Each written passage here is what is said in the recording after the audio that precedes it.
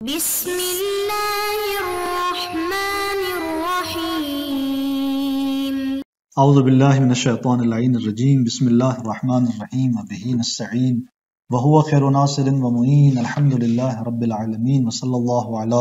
محمد وآلہ الطیبین الطاہرین المعصومین۔ ہماری گفتگو کتاب المقاصد کے دوسرے حصے کتاب البیع کے مباحث میں جاری ہے، اور آج کے درس کا عنوان ایجاب اور قبول کے درمیان ترتیب کی بحث ہے کہ اس بحث کا پہلا حصہ آج کے درس کے اندر ہم بیان کرنے جا رہے ہیں، اور اس اعتبار سے آج کے درس کے اہم مطالب میں سے ایک عنوان ایجاب کا قبول پر مقدم ہونے کی شرط کا حکم ہے، اور مذکورہ بحث میں پہلا قول اس کے دلائل کا بیان ہے، پھر دوسرا قول اس کے دلائل کو بیان کیا جائے گا۔ تو اس طرح چلتے ہیں اپنے پہلے عنوان کی طرف کہ قبول پر ایجاب کے مقدم ہونے کے متعلق اقوال کیا ہیں اور ان کے دلائل کیا ہیں۔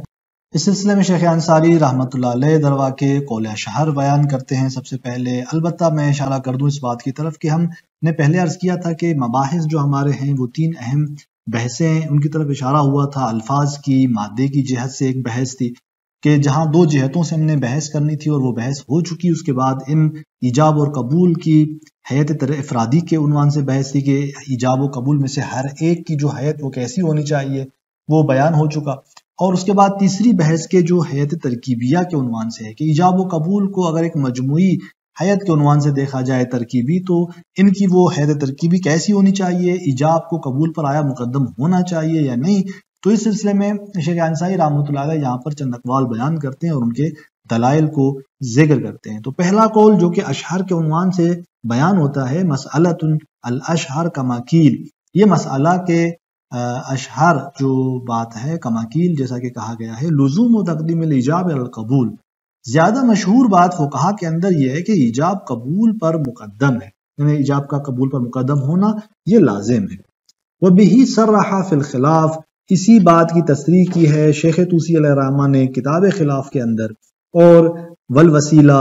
ابن حمزہ نے وسیلہ کے اندر، ابن ادریس نے سرائر کے اندر، علامہ نے تذکرہ کے اندر، کما عن الایضاح و جامع المقاصد، جیسا کہ ایضاح فخر الدین سے بھی یہی بات سامنے آتی ہے، اور جامع المقاصد محقق ثانی سے بھی یہی بات جو ہے وہ منقول ہے کہ وہ اس ایجاب کو قبول پر مقدم جانتے ہیں۔ دلائل کیا ہے اس کے؟ تو یہاں پر آگا اشارہ فرماتے ہیں کہ وَلَعَلَّهُ لِلْأَصْلِ بَعْدَ حَمْلِ آیَتِ وُجُوبِ الْوَفَاءِ عَلَى الْعُقُودِ الْمُتَعَارِفَةِ، فرماتے ہیں کہ سب سے پہلے مرحلے میں ہم ان عمومات اور ان آیات کو دیکھتے ہیں کہ وہ جو آیت وجوب وفا ہے، اوفوا بالعقود، اس آیت کو ہم عقود متعارفہ پر جب حمل کرتے ہیں تو اس کے بعد ہم اصل کو بیان کرتے ہیں، یعنی در واقع ہمارے پاس ایک دلیل جو ہے وہ عمومات ہیں آئے وجوب وفا کے کہ جہاں پر وہ بطور عام ذکر ہوا کہ اوفوا بالعقود، لیکن اس عموم کو حمل کیا گیا کس بات پر؟ عقود متعارفہ پر، اور عقود متعارفہ میں ایجاب کا مقدم ہونا قبول پر یہ ایک فرد متعارف ہے اس کے اندر، تو لہٰذا اس آیت کے عموم کو فرد متعارف پر حمل کیا گیا۔ تو اس کے بعد نوبت آتی ہے دوسری ہمارے پاس دلیل کی طرف کہ جو اصل ہے کہ یعنی اگر آپ نے معاملہ انجام دیا اور اس طرح جو ہے ایجاب کو مقدم نہیں کیا تو شک ہوتا ہے کہ آیا ترتیب اثر یہ معاملہ دے گا یا نہیں، یہاں پر اثر مترتب ہوگا یا نہیں ہوگا۔ تو وہاں پر کہتے ہیں کہ اس طرح کے شک میں اصل فساد ہے، معاملے کا فاسد ہونا ہے، اثر کے مترتب نہ ہونے کی اصل ہے، تو لہٰذا دوسرے مرحلے میں اصل کی نوبت آتی ہے۔ چونکہ اگر آپ دیکھیں اوفوا بالعقود کے عموم کو فرد متعارف پر حمل نہیں کرتے تو وہ تو عام ہے، جب عام ہے تو ایجاب چاہے مقدم ہو اس کو بھی شامل ہے، ایجاب مقدم نہ ہو تو اس کو بھی شامل ہے۔ لہٰذا سب سے پہلے مرحلے میں آپ جو ہے وہ اس عموم کو دیکھیں کیا کرتے ہیں۔ اگر آپ اس عموم کو حمل نہیں کر سکتے تو پھر اصل کی نوبت ہی نہیں آتی، کیونکہ وہ دلیل اجتہادی ہے اور عام پہ آپ کو عمل کرنا ہوگا، پھر آپ ترتیب کی بات نہیں کر سکتے کہ یہاں ایجاب مقدم ہے۔ لہٰذا آگا فرماتے ہیں کہ ہمارے پاس دلیل اس کی کیا ہے؟ اصل ہے، لیکن اس آیت کے عموم کو عقود متعارفہ پر حمل کرنے کے بعد پھر فرماتے ہیں کہ اطلاق البیع والتجارہ فی الکتاب والسنہ، اسی طرح آئے وجوب وفا کے علاوہ ہمارے پاس دیگر اطلاقات موجود ہیں، جیسے بیع اور تجارت کے اطلاقات ہیں کتاب و سنت کے اندر کے، اس کو بھی کس پہ آپ حمل کریں گے؟ عقود متعارفہ پر۔ اس کے بعد فرماتے ہیں وزاد بعضهم، بعض بزرگان نے اضافہ کیا ہے اس بات کو یعنی یہ بھی در واقع ایک دلیل کے عنوان سے بیان کرتے ہیں کہ ان القبول فرع الایجاب، قبول جو ہے وہ ایجاب کی فرع ہے، فلا يتقدم علیہ، جب وہ فرع ہے تو کیسے اس کو آپ مقدم کر سکتے ہیں، نتیجے میں فلا يتقدم علیہ، یہ قبول مقدم نہیں ہوگا اس ایجاب پر۔ وَأَنَّهُ تَابِعٌ لَهُ، اور قبول کیا ہے، تابع ہے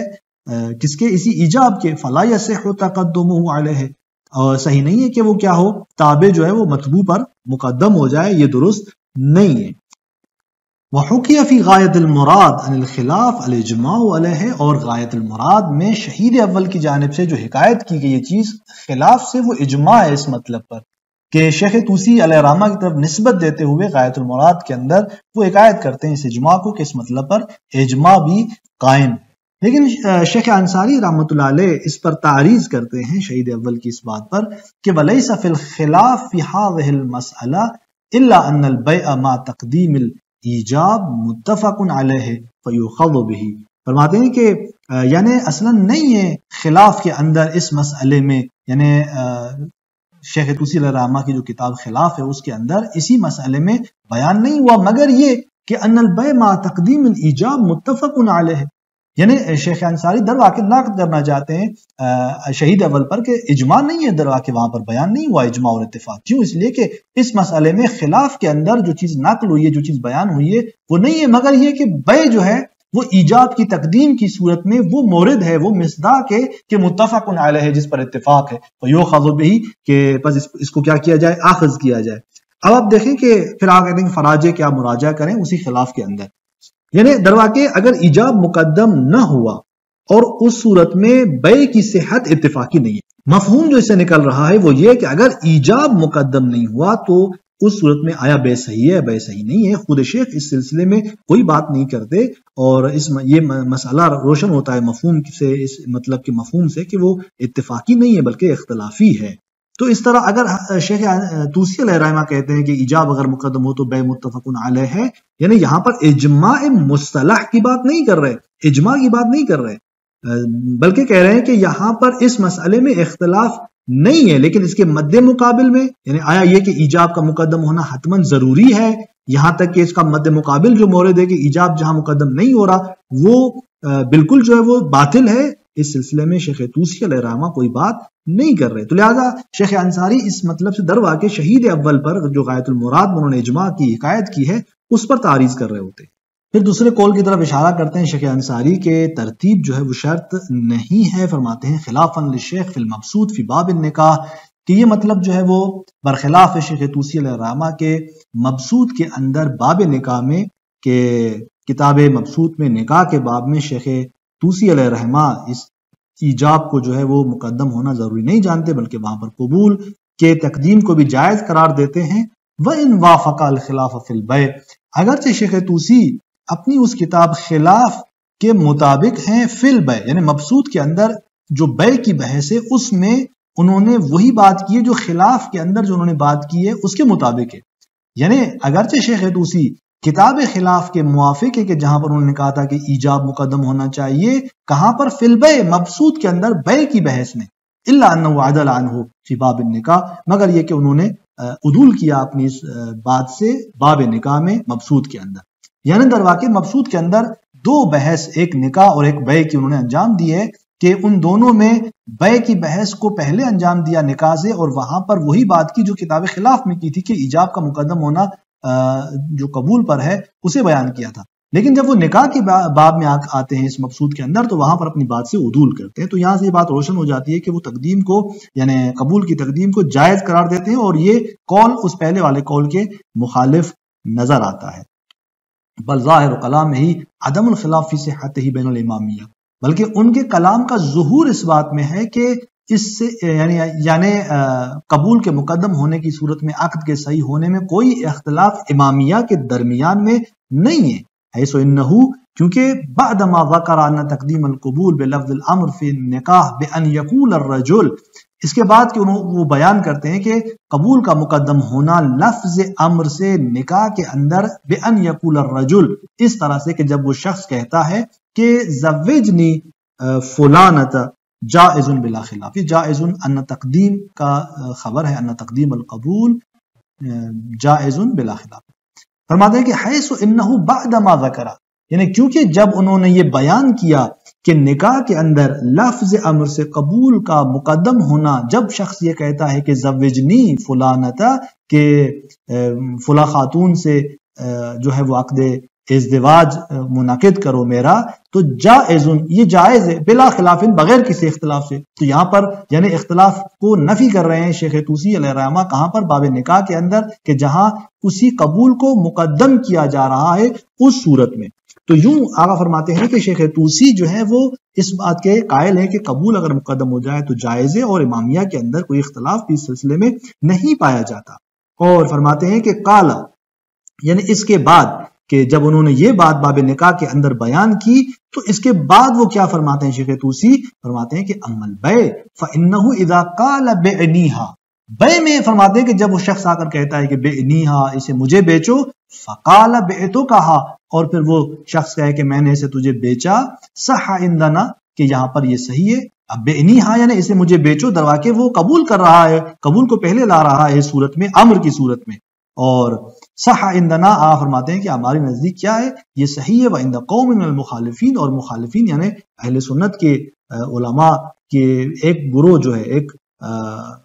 قوم، ان کی نظر میں بھی یہ درست ہے، یعنی بعض ان کے علماء کی نظر میں یہ درست ہے۔ وقال قوم منہم، لیکن انہی علماء اہل سنت میں سے بعض جو ہیں، دوسری جو جماعت ہے، فرماتے ہیں کہ وہ کہتے ہیں کہ لا یصح حتی یسبق الایجاب، یہ درست نہیں ہے مگر یہ کہ ایجاب کیا ہو جائے؟ مقدم ہو جائے۔ انتہا، یہاں شیخ طوسی علیہ الرحمہ کا کلام جو ہے وہ منتہی ہوتا ہے، اور آپ نے دیکھا کہ شیخ طوسی علیہ الرحمہ نے جائز جانا اس قبول کے مقدم ہونے کو، یہاں تک کہ عندنا کا کلمہ استعمال کیا کہ کوئی اختلاف نہیں ہے۔ نکاح کے اندر کہا کہ بغیر کسی اختلاف کے یہ جائز ہے، اور پھر بیع کے اندر کہا عندنا، صح عندنا، یوں جو ہے وہ نفی خلاف کر رہے ہیں اپنے امامیہ کے درمیان۔ آقا فرماتے ہیں کہ وَكَيْفَ كَانَ فَنِسْبَةُ الْقَوْلِ الْأَوَّلِ إِلَى الْمَبْسُوطِ مُسْتَنَدٌ إِلَى كَلَامِهِ فِي بابِ الْبَيْعِ، یعنی کچھ بھی ہو، بہرحال قول اول کے جہاں تقدیم جو ہے ایجاب کو مقدم کیا جا رہا تھا، اور کہا جا رہا تھا کہ ایجاب مقدم ہے، یہ جو قول اول ایجاب کی تقدیم کا ہے، مبسوط کی طرف اس کی نسبت جو ہے وہ مستند ہے الی کلامہ فی باب البیع، شیخ طوسی کے اس کلام کی طرف کے جو باب بیع کے اندر ہے، یعنی اسی مبسوط کے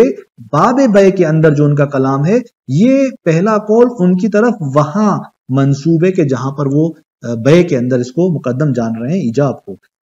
لیکن وَأَمَّا فِي بَابِ النِّكَاحِ، لیکن باب نکاح کے اندر فَكَلَامُهُ صَرِيحٌ فِي جَوَازِ التَّقْدِيمِ، ان کا کلام شیخ طوسی علیہ الرحمہ کا واضح ہے اس بات میں کہ تقدیم جو ہے وہ جائز ہے۔ کل محقق رحمہ اللہ، جیسے کہ محقق نے اس کو تقدیم کو جائز قرار دیا ہے، یعنی قبول کی تقدیم کو جائز قرار دیا ہے، فی شرائع کے اندر، والعلامہ فی تحریر، علامہ نے تحریر کے اندر، والشہیدین فی بعض کتبہما، اور دونوں شہید بزرگوار نے، شہید اول شہید ثانی نے اپنی کتابوں کے اندر، اور وجماعت ممن تاخر عنہما، اور ایک علماء کی جماعت کے جو شہیدین سے متاخر ہیں، انہوں نے اس کو جائز قرار دیا ہے کہ قبول کیا ہو، مقدم ہو جائے ایجاب پر۔ یہ وہ دوسرا قول ہے جس کو شیخ انصاری رحمۃ اللہ علیہ بیان کر رہے تھے، شیخ طوسی کے نقطہ نگاہ سے اور دیگر فقہا کے نقطہ نگاہ سے، کہ وہ اس بات کے قائل ہیں کہ قبول مقدم ہو جائے تو مشکل نہیں ہے۔ لیکن ان کے دلائل کیا ہیں؟ تو ان کے دلائل کو ذکر کرتے ہوئے شیخ انصاری فرماتے ہیں کہ للعمومات السلیمۃ عما یصلح لتخصیصها، کیونکہ عمومات موجود ہے ہمارے پاس، احل اللہ البیع تجارۃ عن تراض، اس طرح اوفوا بالعقود، تمام یہ اطلاقات اور عمومات جو سالم ہے اما یصلح لتخصیصها، اس چیز سے کہ جو صلاحیت رکھتی ہو ان کو تخصیص دینے کی۔ یہ اشارہ ہے در واقع اس بات کی طرف کہ جو پہلے قول کی دلیل میں کہا گیا تھا کہ یہ عام جو اوفوا بالعقود کا ہے اس کو حمل کیا جائے گا فرد متعارف پر، آپ فرماتے ہیں کہ یہ فرد متعارف پر اس کا حمل ہونا معنی نہیں بنتا کہ اس عام اور اطلاق سے تمسک نہ کیا جائے، بلکہ یہ عمومات اس کے باوجود کہ آپ ان کو فرد متعارف پر حمل کر رہے ہیں، یہ اپنے عموم پر باقی ہیں، اس کے عموم سے تمسک میں معنی ایجاد نہیں ہوتا۔ دوسری دلیل وفحوى جواز فی النکاح ثابت بالاخبار، مفہوم اولویت سے استفادہ کرتے ہوئے کہ بطریق اولا جو ہے جائز ہے یہاں پر بیع کے اندر قبول کا مقدم ہونا، کیوں؟ کیونکہ فرماتے ہیں کہ فہو جواز ہی فی النکاح، مفہوم اولویت کس کا؟ اس کا جائز ہونا، قبول کا مقدم تقدیم جو ہے جائز ہونا نکاح کے اندر، ثابت بالاخبار کے جو اخبار روایات سے ثابت ہے، جب وہاں پر نکاح کے اندر یہ تقدیم جائز ہے، آپ فرماتے ہیں کہ یہاں بے کے اندر بطریقے اولا جو ہے وہ جائز ہوگی، جو کہ نکاح کے اندر تو احتیاط مزید جو ہے وہ برتی جاتی ہے، اور وہاں پر تو صیغہ بالخصوص جو ہے مد نظر ہوتا ہے، بے کے اندر تو مطلق لفظ جیسے ہم پہلے کہہ چکے ہیں معتبر ہے، اور یہاں پر بطریق اولا آغا فرماتے ہیں کہ جائز ہے۔ وہ روایات نمونے کے طور پہ آغا بیان کرتے ہیں، دو روایت یہاں پر، مثل خبر ابان بن تغلب الوارد فی کیفیت صیغہ، ابان بن تغلب کی وہ روایت کے جو صیغے کی کیفیت کے بارے میں ذکر ہوئی ہے، المشتمل کہ جو روایت مشتمل ہے علی صحت تقدیم القبول، قبول کے مقدم ہونے کے صحت پر مشتمل ہے کہ یہ صحیح ہے قبول مقدم ہو جائے، بقولہ للمرأة، کیسے قبول مقدم ہو اس کی تقدیم؟ کہ وہ شخص جو ہے خاتون کو آ کر کہتا ہے کہ اتزوجک متعۃ علی کتاب اللہ و سنت رسول اللہ الی ان قال، مضارع کا صیغہ جاری کرتا ہے، اور یوں اتزوجک متعۃ کا کلمہ جاری کرتے ہوئے وہ در واقع قبول کو مقدم کر رہا ہوتا ہے اس خاتون کے ایجاب کے لیے۔ تو یہاں پر الی ان قال، یہاں تک کہ فرماتے ہیں فَإِذَا قَالَتْ، اگر وہ خاتون کہتی ہے کہ نعم، تو فَهِيَ إِمْرَأَتُكَ وَأَنْتَ أَوْلَى النَّاسِ بِهَا، یہ خاتون تمہاری جو ہے وہ بیوی ہے، اور تم تمام دوسرے لوگوں میں اولویت رکھتے ہو اس کی نسبت۔ تو اب دیکھیں یہاں پر کہ جیسے قبول کو مقدم کیا گیا، اور ادھر سے وہ رشتہ ازدواج جو ہے وہ منعقد ہو جاتا ہے، تو یہاں پر واضح ہے کہ قبول کا مقدم ہونا مشکل نہیں رکھتا۔ والروایت سہل ساعدی، سہل ساعدی کی جو روایت موجود ہے، المشہور فی کتب الفریقین، جو کتب فریقین میں مشہور کما قیل جیسے کہا گیا ہے، المشتمل علی تقدیم القبول من الزوج باللفظ زوجنیہا، اور مشتمل ہے قبول کے تقدیم پر مقدم ہونے پر زوج کی جانب سے لفظ عامر سے، کہ جہاں پر وہ زوجنیہا کا کلمہ استعمال کرتا ہے۔ در واقع وہ روایت یعنی خاتون ہے جو پیغمبر گرامی اسلام کے پاس آتی ہے، بہرحال وہ اس کے اندر پھر گفتگو پیغمبر اور اس خاتون کے درمیان جب تمام ہوتی ہے، تو وہ شخص جو ہے اٹھ کے پیغمبر گرامی اسلام سے کہتا ہے کہ زوجنیہا، جو مجھے اس کے عقد ازدواج میں قرار دیں۔ تو یوں زوجنیہا یعنی وہ شخص جب کہتا ہے تو یعنی قبول کر رہا ہوتا ہے ازدواج کو، اور اس کو امر کے ذریعے پہلے مقدم کرتا ہے۔ اور زوجنیہا خود جو ہے در واقع یعنی وکالت میں اذن دینے کی معنی میں ہے، اور درخواست ہے اس ازدواج کی، در واقع قبول کرنا ہے اس ازدواج کو پہلے مرحلے میں۔ اور پھر نبی گرامی اسلام بھی جو ہے وہ بعد میں جاری کرتے ہیں اس جملے کو، زوجتو کہا علی ما معک من القرآن، چونکہ اس کے پاس قرآن کے علاوہ اور کوئی چیز نہیں ہوتی۔ تو اس طرح یہ عقد منعقد ہوتا ہے، اور آپ اس میں دیکھ رہے ہیں کہ اس روایت کے اندر زوجنیہا، اس شخص پہلے زوجنیہا کہتا ہے، اس کے اسی سے ہی جو ہے وہ قبول مقدم ہو جاتا ہے اس کے ایجاب پر خاتون کے، اور یوں اس عقد کو منعقد جانا جاتا ہے۔ تو اس طرح آپ فرماتے ہیں کہ ان دلائل سے یہ دوسرے قول جو ہے اس کا ثابت ہونا واضح ہو جاتا ہے کہ بس جو ہے ایجاب کا مقدم ہونا ضروری نہیں ہے، قبول کا مقدم ہونا جائز ہے ان دلائل کی روشنی میں۔ والسلام علیکم ورحمۃ اللہ وبرکاتہ۔